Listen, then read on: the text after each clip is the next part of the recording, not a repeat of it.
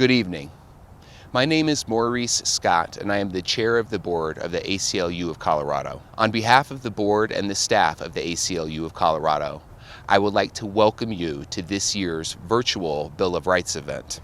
I am so glad you could join us from the safety of your own homes to celebrate the work of the ACLU of Colorado to protect and defend civil rights and civil liberties. Tonight, we are excited to honor 3 civil rights and social justice champions, the Reverend Dr. Timothy Tyler, Dr. Nita Mosby Tyler, and Casa de Paz, all who have shown outstanding work across Colorado. We're also excited to hear from our keynote speakers, CeCe McDonald and Elizabeth Epps. And stick around until the end of the event for a very special performance by musical guest Nathaniel Rateliff. Our thanks to all of you who partner with us to ensure we can make a difference in the courts, in the community, and in the legislature to protect our civil rights and civil liberties every day. This event tonight, and all of ACLU of Colorado's work, would not be possible without our very generous donors. A very special thanks to tonight's sponsors who make our work possible day after day and who continue to support us during these difficult times. It is also important that I take a moment to thank all of the cooperating attorneys and firms who make it possible for the ACLU of Colorado to take on cases for clients whose rights have been violated.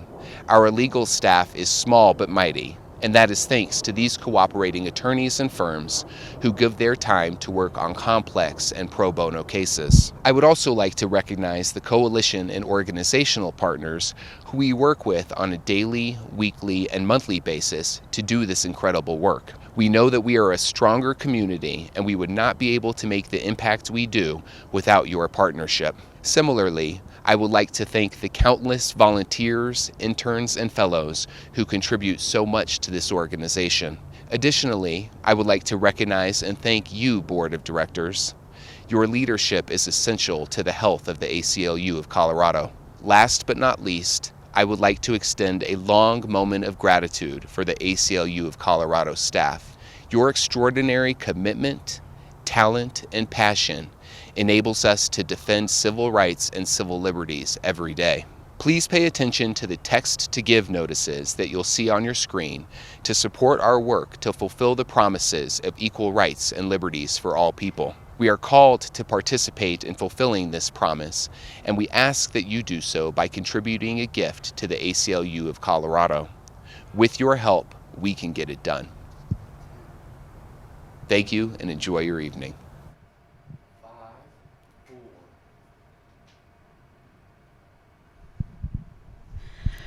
Good evening, everyone, and welcome. I am Denise Maes, the Public Policy Director at the ACLU of Colorado. And I don't know how, but somehow I drew the short straw and will be your host and MC for this evening's event. I hope you will find the event enjoyable, notwithstanding. I want to thank our board chair for starting us off this evening. We do have a terrific program lined up for you, and I'm glad you are joining us. And although we are virtual, I am nonetheless thankful that we are together. As Scotty mentioned in his introductory comments, we have some terrific sponsors for this evening's event. And I'm going to give our champion, changemaker, and defender sponsors a shout out and a special thanks. And here they are: Herbert Teitelbaum and Ruth J. Albra, Susan Stark and Bob Connolly, Kilmer, Lane and Newman, LLP, Baker Hostetler, Johnson and Klein, PLLC, Judith and Gary Judd, Mendes, Barkus and Associates, the Sawaya Law Firm, The Advocates, Arlene Bobrow and Charles Tanabe, Brownstein, Hyatt, Farber and Schreck, LLP, Christopher and Margot Broccoli, Chuck Lenzemeyer, the Civil Rights Education and Enforcement Center, Colorado Bar Association, Dan Recht and Elaine Selsberg, Donna Werner, Elkin, Altman, Harston, PC, Hutchinson, Black, and Cook, LLC, Katie and Brian, KG, King and Greisen, LLP, Targeted Legal Staffing Solutions, Tierney Lawrence, LLC. That is quite a list of sponsors. Thank you so very much for your generosity. It really is entities and folks like you that really make this evening possible. I would like to spend a little time asking you, those in the virtual world, to support us if you can. We ask that you text Donate ACLU, and that's one word, to this number, 33777. It should be on your screen now, and just donate what you can. We appreciate you and always, always grateful for your support. This year, the ACLU is celebrating its 100th anniversary. The ACLU started as a premier law firm protecting the civil liberties and constitutional rights of all Americans. In our 100 years, the ACLU has participated in more Supreme Court cases than any other private organization. And we win more than we lose. We have been central to many history-making court cases, like marriage equality and abortion rights. We have sued the Trump administration hundreds of times, including cases challenging the Trump travel ban, the cruel practice of separating small children from their parents at the border, and to ensure that everyone counts in the 2020 census. And that's just a sampling. In our 100 years, we have evolved. We remain a premier law firm, but we take our fight for equity and justice to the state capitol, to the halls of local city councils and county commissioners, and to the streets. The fight for equity and civil liberties could not be more important than today. 2 weeks ago, we lost a true champion, a warrior and an icon for civil liberties, Justice Ruth Bader Ginsburg, RBG, or as she was more affectionately known, the notorious RBG. Perhaps like you, I thought that given her work ethic, her amazing gym workouts, and the many health bouts she overcame, that she would live longer than she did. RBG is an ACLU alum.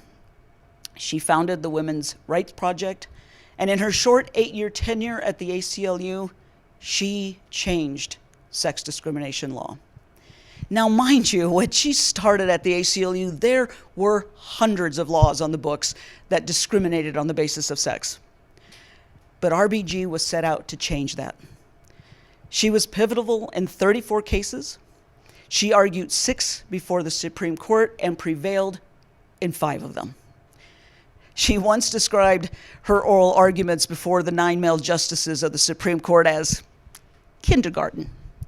She needed to teach them that sex discrimination was really a thing. As a justice, RBG changed history. She changed us. Rest in your power, RBG. We sure miss you. The ACLU will, of course, continue to fight, and we will do so in solidarity with the many that need a voice at this time. People who are incarcerated, people experiencing homelessness, our immigrant neighbors, families, and friends, and others forgotten. Juneteenth is the day that celebrates the end of slavery. Well, it was different in 2020. There were protests in the streets all over the country and in many parts of Colorado. The protests were largely sparked by the murder of George Floyd by Minneapolis police officers. They were demanding an end to police abuse and the murdering of Black, brown, and indigenous folks. Embedded in the history of Juneteenth, however, has always been one of hope. Keep going. The future you want is coming.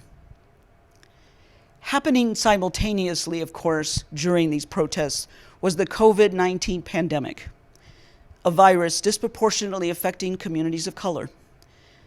The virus, although itself not racist, sure uncovered our systemic racist history.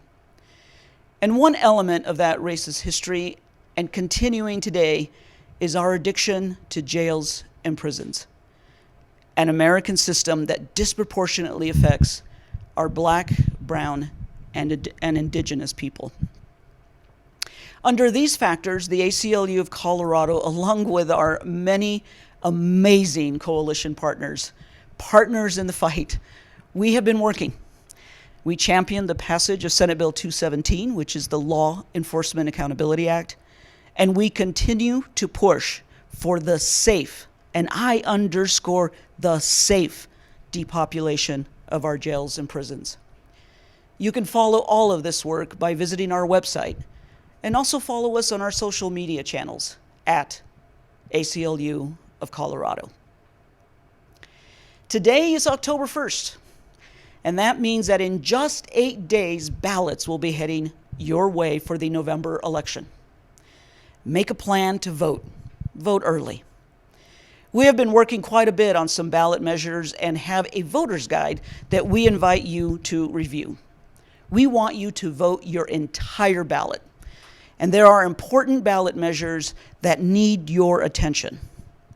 Please vote no on 115 and vote no on 76. Our voter guide will help you cast an educated vote, and you can access our guide by texting ACLU voter, one word, to 33777. ACLU voter 33777. It's a pretty cool looking voter guide too. I've been talking a lot about the work of the ACLU on civil liberties issues, but on our awards this evening, we actually want to applaud the work of others. First up is the Carl Whitehead Award. Carl Whitehead helped found the ACLU of Colorado, and this award honors those with a lifetime commitment to the cause of justice and civil liberties. This year's recipients are the Reverend Dr. Timothy Tyler and Dr. Nita Mosby Tyler. They are a powerful duo. I've known these two for a really long time and have watched them work both separately and together. Reverend Dr. Tyler is the pastor of the oldest Black church, Shorter AME, and as pastor, he works to involve the church in the social justice movements. Dr. Nita Mosby Tyler is the founder of the Equity Project.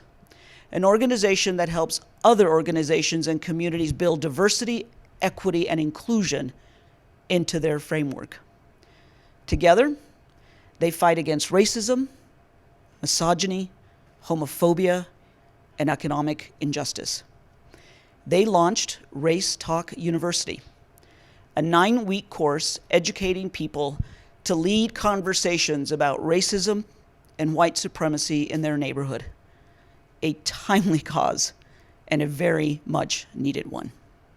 Please, let's recognize Reverend Dr. Timothy Tyler and Dr. Nita Mosby Tyler, this year's Carl Whitehead Award winners. We are so honored to be the recipients of the Carl Whitehead Memorial Award. Absolutely. It is such a privilege to be recognized for your justice work. You are absolutely right, Nita. And, to think that you have to get an award just to live right and treat people right, this is overwhelming. We're thankful to this. We're thankful to the ACLU for recognizing us, and we're thankful for the opportunity to, I guess you would say in the Bible, reap what you sow. Yes, we are reaping what we have sown. And we also have to thank not only the ACLU of Colorado, we also need to thank our community, because were it not for the community having a willingness to do things like have a race talk or a race talk university, and to drop their fears and be open and vulnerable to talk about one of the most complicated topics in our nation's history, we wouldn't be standing here today. So we're really filled with gratitude. We're grateful. We're grateful for the opportunity to help to build a community where everybody is included and no one is excluded. And for that, we give God thanks. Thank you. Thank you so much. Thank you.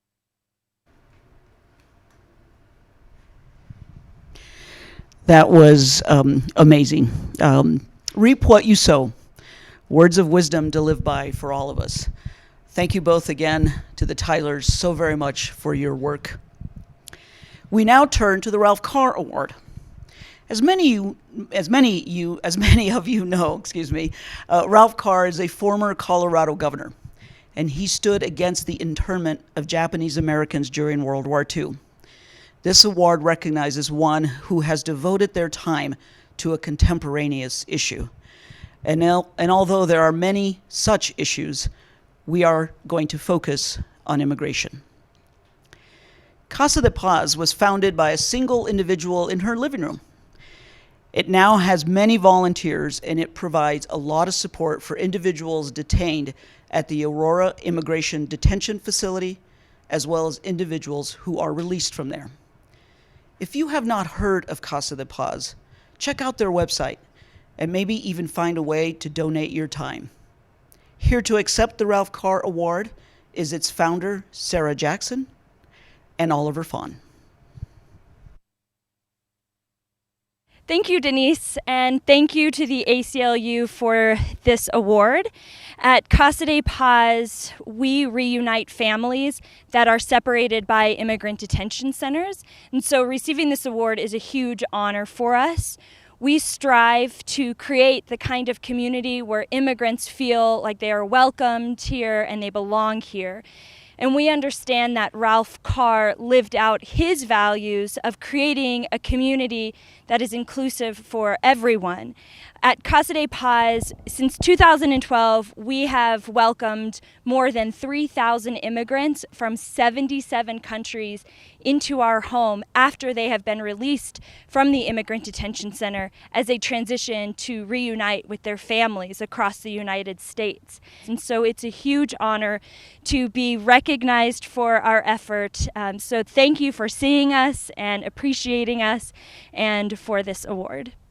My name is Oliver Bindefon. I'm an immigrant from Southern Cameroon. Came here a couple of years ago and I was locked up in the immigration detention center. So thank you for seeing what we do and for accepting this award, because Ralph Carr did not believe in locking people up in the detention center, and neither do I. So When I got released, I was able to meet Sarah Jackson and Casa de Paz to help reunite families that has been separated by the immigration detention center. Thanks for seeing what we do, and I'm happy to receive this award. Thank you. Thank you, Sarah, for your empathy and vision in founding Casa de Paz, and Oliver for all of your work. I thank you for affirming that home is here.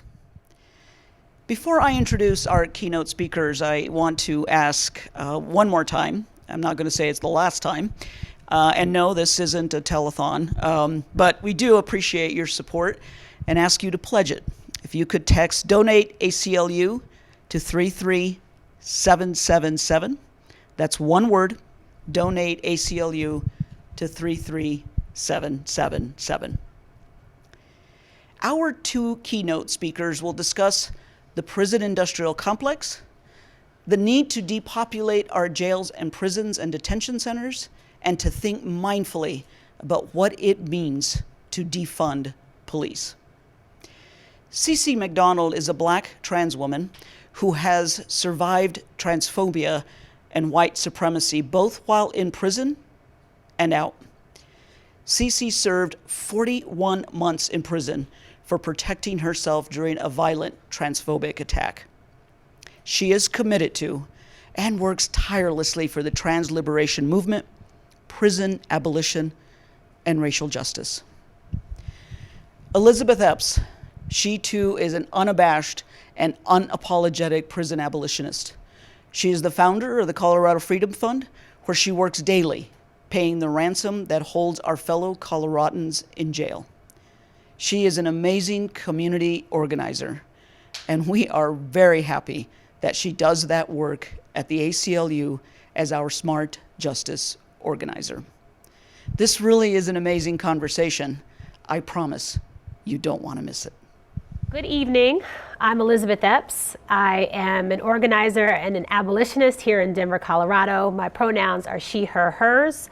I direct the Colorado Freedom Fund, which is a revolving community bail fund, and I'm very proud to be with the ACLU of Colorado as a Smart Justice organizer. Hi, everyone. Good evening. My name is Cece McDonald. My pronouns are she, her, and hers. Most people know me for my case in 2011 where I was incarcerated for protecting myself against a group of neo-Nazis.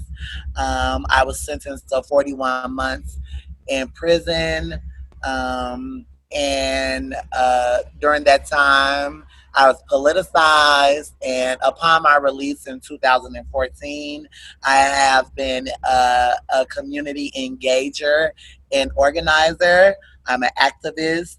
I'm a public speaker. I'm an entertainer. I'm an auntie. I'm a sister. I'm a community fighter. Well, we're glad to have you. Let's go ahead and jump on into the questions that that you and I have talked about, and that I know reflects a lot of what's been on your mind lately. So let's just jump right into it. You've seen up close and personal the dangers and the harms of cages. You know that reality. So my first question for you is, how, if at all, has COVID-19 created a sense of urgency for decarceration? During this pandemic, there is an absolute need, necessity for folks who are incarcerated to be released. I can only, from my experiences, assume that, from the bad healthcare that exists within prison systems, that folks within, these jails and these prisons aren't getting the proper care that they need, and protecting themselves against this virus will be hard in such harsh environments. We have to understand that a cell is about, 6 by 6 feet, with sometimes 3 or 4 folks within one cell. And so, that's a breeding ground for the virus to be spread and constantly contacted through the other folks who are incarcerated, and advocating for both the folks who are incarcerated and the folks who work in prison systems. I just believe that right now, prisons shouldn't be thriving on folks being incarcerated. I think human lives are more important than the existence of prisons. And so, yeah, I just think that at this point, folks should be released. You recapped that so well. The last thing you said, at this point, folks should just be released. You really summed up, what the pandemic has shown us about the failure of jails and prisons and detention centers, and also the failure of course, elected officials to act to help to protect the health of our folks who are incarcerated. So while I'm asking questions of you, I'm going to pause here to step back and ask a question of our friends who are watching and thinking about that wonderful answer, how you just explained to us the dangers of the pandemic and the need for real action. And I'm just going to encourage folks right now to take a moment and text the word ACT NOW, or it's two words, but text them as one, ACTNOW, to 33777. So text ACT NOW to 33777, and what's that going to do is send a message. I see you doing it right now. There we go. Is send a message to Colorado's governor and encourage him to do exactly, Cece, what you just asked, exactly what you said, which is to release our folks, particularly the folks who are most vulnerable, already most vulnerable, but particularly exploited during this pandemic. Now, I was wondering if we could step back for a second and you tell us just what you mean when you say the prison industrial complex and what the connection is to that and your work. The best way that I can explain the prison industrial complex is the overall larger system that controls the smaller cogs that keep the machine, the systems of oppression operating. So the prison industrial complex can refer to jails, physical jails and prisons. It can refer to cops and prison guards. The prison industrial complex can refer to the school to prison pipeline. It can refer to juvenile systems. The prison industrial complex can refer to policing in schools. It can, you go into the hospital 72 hours because you said you don't feel safe, you feel like harming yourself. That's the form. I remember one time I went to go talk to my therapist, and I told her about a time in my life when I was suicidal, and she called the police on me, and they came in like a swarm. And I'm like, why would you do that? Like, I'm in the office, like they can't, like, I'm not gonna go out there or whatever. But it was so many of them, and they just like grabbed me. And so like for a long time, I lost the trust of therapists and like being able to go into spaces where I can, speak about my experiences and how I feel without having to be policed or feeling like, I need to be monitored. And when I went into prison, it was really hard because I just felt so dehumanized. Like the first thing they did was threw me in solitary confinement, and then to sit there and have them decide where they're gonna put me, you know what I'm saying? And it's just it's triggering and it's traumatizing. And so I think that there needs to be a bigger push for folks to be able to move beyond, the ideas of prisons and the way that we incarcerate people, because it's not in any ways reforming or correcting or making our community safe, which is a lot of the leading titles of these buildings: correctional facility, public safety facility. You know what I'm saying? And it's like, y'all not doing nothing y'all talking about. Like, I want my money back. And that's what taxpayers need to be saying. I want my money back. I want a refund. These buildings aren't working. But the only way y'all can do that is by talking to y'all elected officials.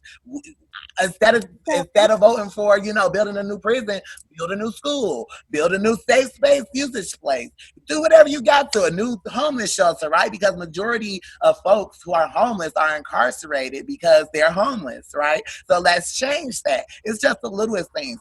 If I had the resources and the power to do such things, I would definitely do that. But I can't, and I'm just one person, and that's something that I can't do by myself, right? If I could build homeless shelters, if I could build schools and tear down police stations, and tear down prisons, I would gladly do that shit by myself. But it takes a community. It can't just be one Black woman trying to do all of this stuff. It takes a whole community. Well, I feel you on all of that. You said so much that was so powerful in there. And in terms of, the question of explaining what the prison industrial complex is, you have certainly hit on the complexities of it. You used the word, you talked about reform, and then you started talking about the image of tearing down police stations and building schools instead.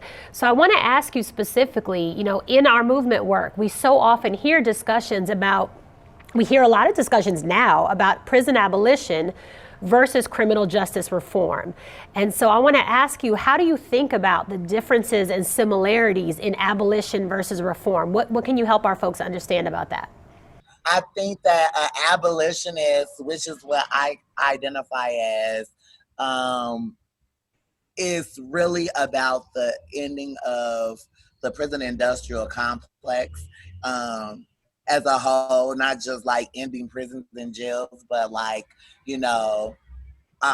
even, for reference, like here, a lot of the city officials took word from like abolitionists and not more so reformists, with ideas of like disbanding the police,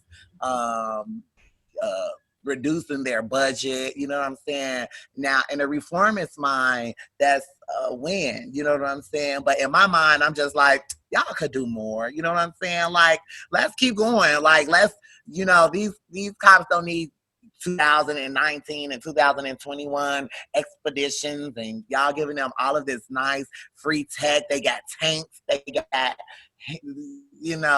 war gear. Like, why do cops have war gear? Like, I think that there needs to be something other than that. I think that there needs to be deeper background checks with a lot of these cops, because we know that there's a history of racism that exists within police systems.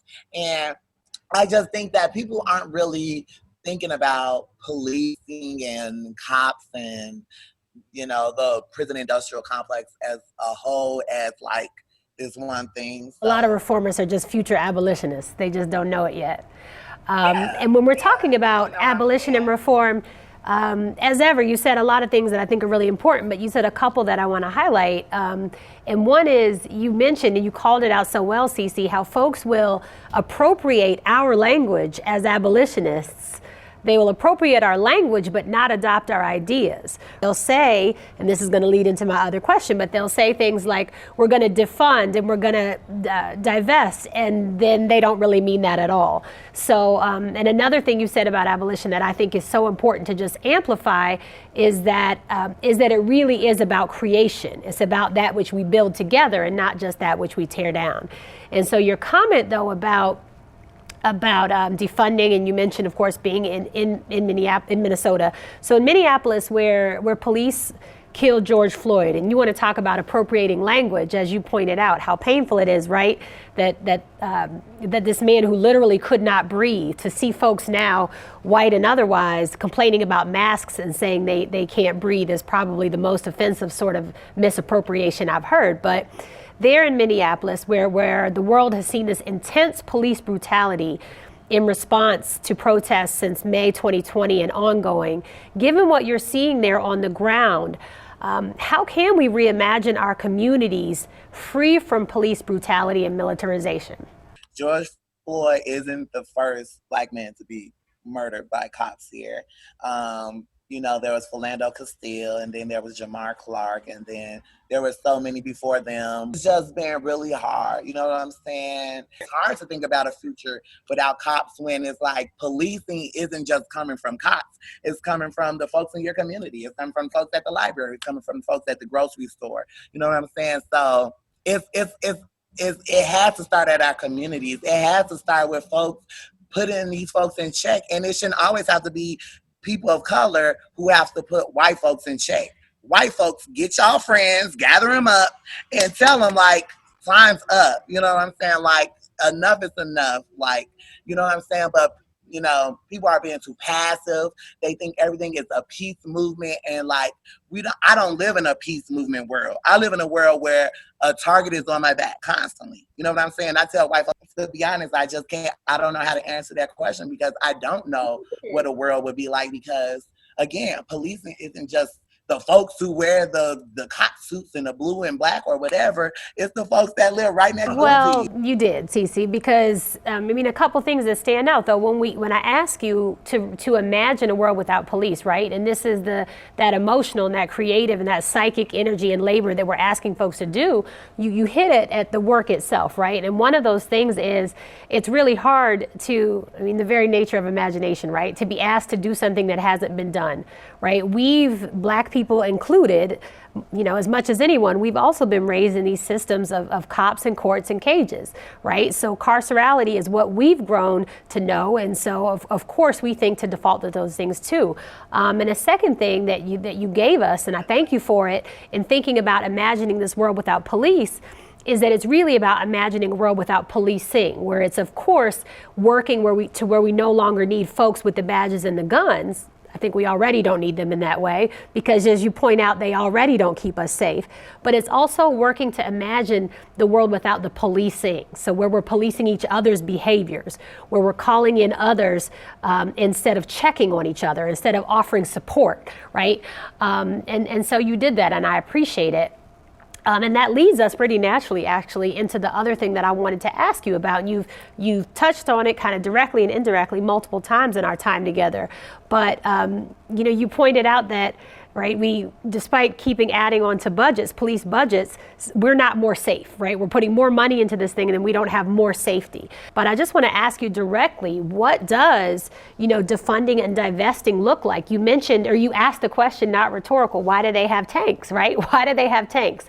I know you've heard the chant, we all say it, why are you in riot gear? I don't see a riot here, right? So what does defunding and divesting from police, what does it practically look like from your vantage? And here I just really mean on the ground with your work, what in Minneapolis, in your community, what does defunding and divesting look like? Honestly, it just looks like, not feeling like you have to hire 9,000 or 10,000 more officers, you know what I'm saying? Not feeling like you have to invest and use, taxpayers' money to buy what one would consider like, war gear and, you know what I'm saying, and weapons of destruction.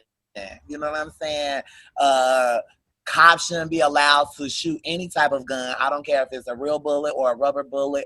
There have been so many cases of folks here who have been like terribly injured due to those rubber bullets. Some folks lost eyes. Some folks, lost teeth. It's just ridiculous that folks would even be like, oh, well, that's better than a regular gun. Like, no. Why are there guns at a peaceful protest?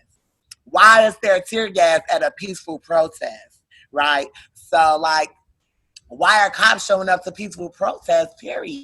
You know what I'm saying? To go against us, but you will show up to protect a KKK march. Like, what are the ideas that go, like, I would love to get whatever handbook or guide or zine that cops get, because it's like their rhetoric and their morality, and I always tell folks all the time, the ideas of morality are only held by the person with a disposition. So, like, if a person is racist, what is their moral values to mine, right? If a racist person thinks my moral values are backwards, you know what I'm saying? But you're racist, so I can't really judge your moral value, right? Who holds morality? Who gets to say, why do we let regular people make large decisions for the whole community, right? I don't want some random white man who don't even live in my community making decisions for me or deciding if my community is safe. When we're talking about defunding and divesting, you make a great case for why we should defund and take away their money. But for me, this loops all the way back to the start of our conversation when you were talking about things that you claim to not be doing enough, right? But the things you want to work on in terms of, trade and vocational programs and reentry. we have these programs that folks want to say we don't have money for. We do have money for it, right? We have money for whatever we prioritize. And so I feel like it just connects well, because those remarks you were giving about divesting and defunding and taking away the money for their battle rams, it would be funny if it wasn't real life, right? Like, it's absurd, the level of militarization, but the money for the programs that you're talking about and the ways that we welcome back into community folks who were, Minnesota's trying to catch up. So Colorado decriminalizes marijuana, but what are we doing to rectify the harm we've done in communities where we took people's parents out of their homes because of small amounts of drugs, right? And so the money for that comes right back when we're talking about defunding and divesting. I am so thankful for you, for the work that you're doing, for your presence, for your being you and all of your blackness and wonderfulness. And I'm just so honored to be in space with you, even virtually. I appreciate the ACLU for always prioritizing the voices of Black queer folk, you know what I'm saying? And like making that so important. So thank you, and thank y'all for having me. It was an honor to be in community with CeCe McDonald, and it is my honor to introduce my friend, Dr. April Alexander, a forensic psychologist, a community organizer, and a plaintiff in the ACLU of Colorado's lawsuit against the city and county of Denver for terror that we endured earlier this summer when we were exercising our First Amendment rights to protest in support of Black lives. Dr. Alexander. I'm Dr. April Alexander. I'm an associate professor in psychology at the University of Denver and a community organizer with Black Lives Matter 5280. For the last 5 years, Black Lives Matter 5280 has been bringing awareness to the systemic inequities in our system affecting Black and brown people in our communities. A year ago, I worked with the ACLU of Colorado to expand comprehensive sex ed in this state. I had no clue that I would be a client just a year later. On May 28th, we went downtown to protest the injustices against Elijah McClain, George Floyd, and Breonna Taylor. We didn't know that we would be bringing awareness to police brutality, but also being met with police brutality. In that evening, so many of us were exposed to chemical weapons, rubber bullets, and other materials by law enforcement. When I got down the alley after being exposed to tear gas and pepper spray, I wasn't sure what was going to happen next. My face burned, my eyes burned, and I wasn't sure how I was going to get home that evening. I was so grateful to the ACLU in that moment that they were able to contact me and figure out what our next steps were. The main goal in this time in pressing this lawsuit is to bring about accountability for the treatment of protesters. It is our First Amendment right to bring attention to the police brutality that's happening across our nation and also here in Colorado. Everyone should be able to exercise their First Amendment right to protest and do so safely. In this lawsuit with the ACLU of Colorado, we're hoping to bring about change.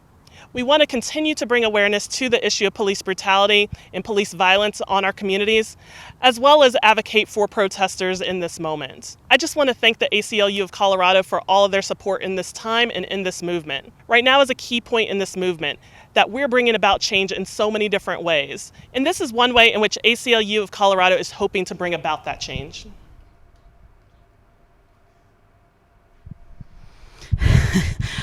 Thank you, CeCe McDonald and Elizabeth Epps, for that incredible conversation. I got to tell you, I actually had an opportunity to see it before this evening, and I was still mesmerized by it the second time around. It's really pretty incredible. And I want to thank you, Dr. April Alexander, not only for your kind words about the ACLU, but for your bravery in bringing attention to police abuse in our communities. One of the things that that I talked about earlier was how we have worked with other partners, and it includes Black Lives Matter 5280 and so many others that worked with us for the passage of Senate Bill 217, which is the Law Enforcement Accountability Act, during the 2020 legislative session. Soon after that bill became law, council members from Greenwood Village, a suburb south of Denver, passed an ordinance essentially expressing its unequivocal support for its police force over the people the council members are elected to serve. Musicians responded with a boycott of Fiddler's Green, which is located in Greenwood Village. Leading that call for the boycott was Nathaniel Rateliff. Here's what he said, quote, "Equality is a much bigger issue than me being successful. People's lives are at stake. Indeed, they are. We at the ACLU are beyond over the moon, privileged and grateful to have Nathaniel Rateliff with us this evening. Take a listen.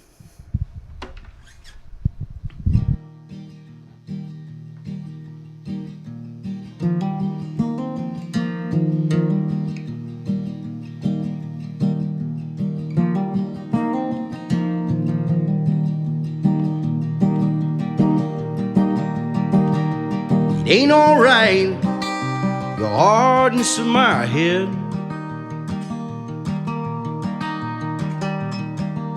Now close your eyes, spin around, say hard times that you could find, and it ain't the way that you want. But it's still alright. Late at night, you lay around wondering, they're counting all the lines. It ain't so funny now. Say, times are hard, you get this far, but it ain't the way that you want.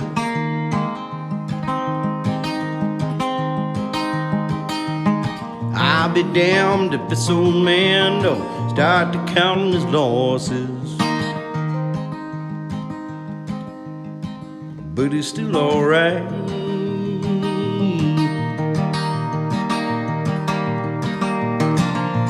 See, you learn a lot out there, while to scorch and burn. Gonna have to bury your friends, then you find it gets worse. We're standing out on a ledge with no way to get down. You start praying for wings to grow. Baby, just let go.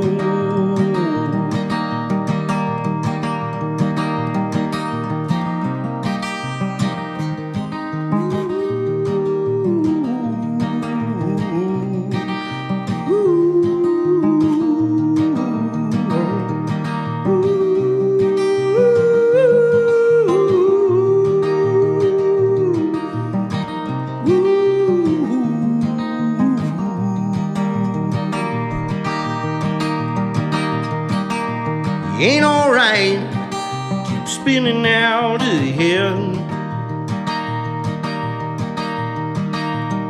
And it was cold outside, and I hit the ground, say I could sleep here, forget all the fear, baby, it would take time to grow. Maybe I don't know. I hate a name. Think about it, remembering all the times pointing out, say glass is clear, but all this fear starts leaving a mark.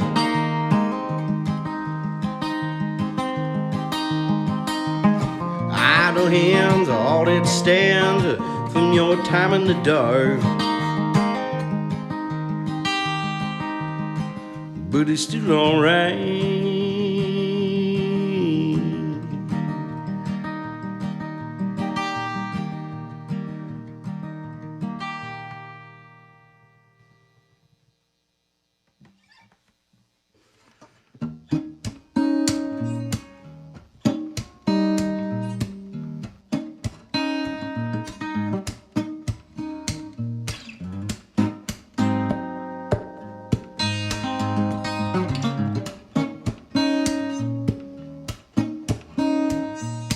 What makes you sad? What makes you blue? I'm all in rags with nothing to lose. We could traverse and find a way through, land in the grass and start acting like fools.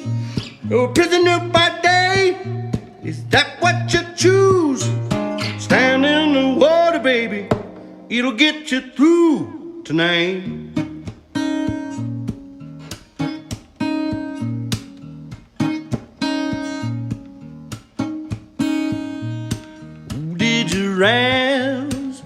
starts to cool. You went on a fast with no weight to lose. You said you would learn off of the booze. Came over drunk to lay on the truth. You're a prisoner by day, expecting to lose. Stand in the water, baby, it'll get you through tonight.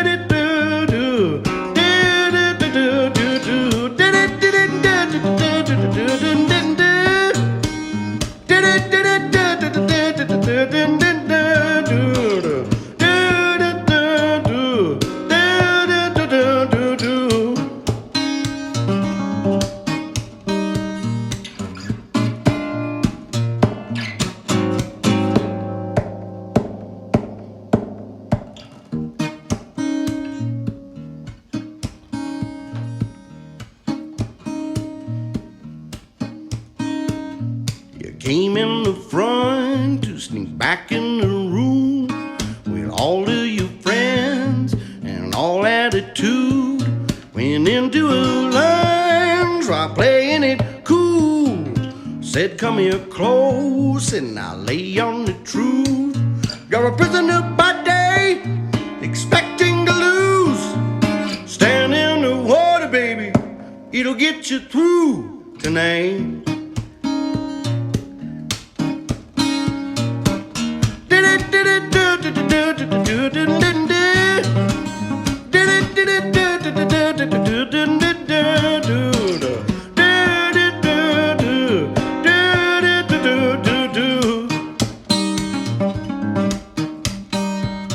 You're a prisoner by day, is that what you choose? Stand in the water, baby, it'll get you through tonight.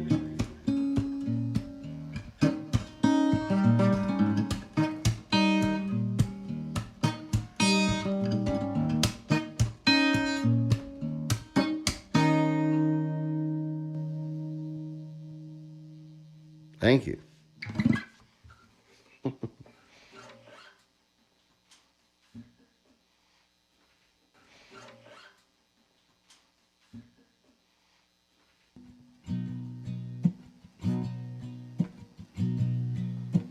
In other words, I would be with you. In other nights, I think I've seen you.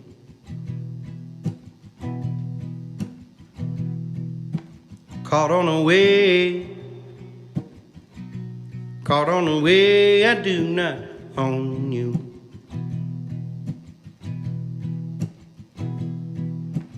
And you relax, knowing the way I do. I do for you, and all that I've seen through, I do for you. All again.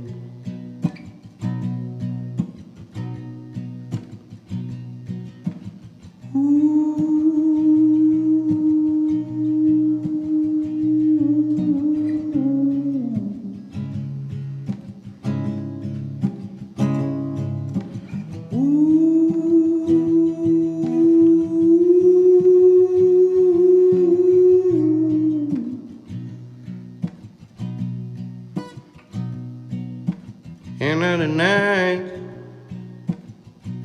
you said your feet would move so fast you couldn't see.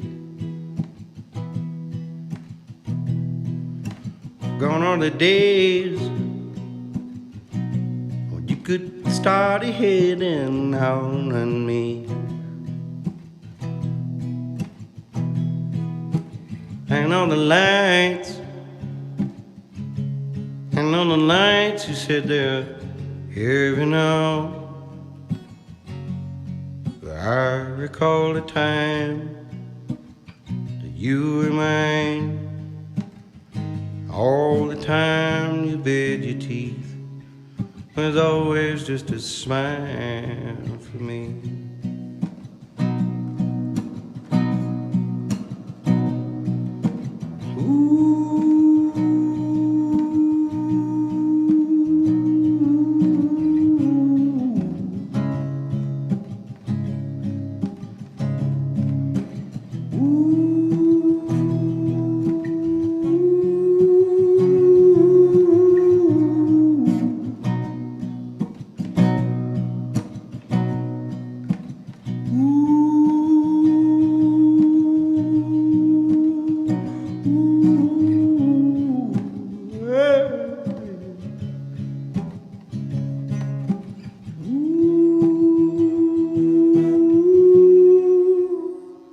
I recall the time you remain.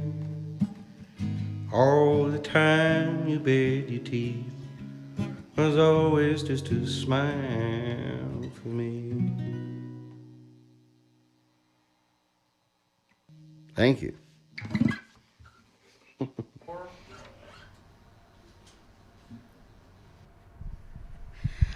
Wow.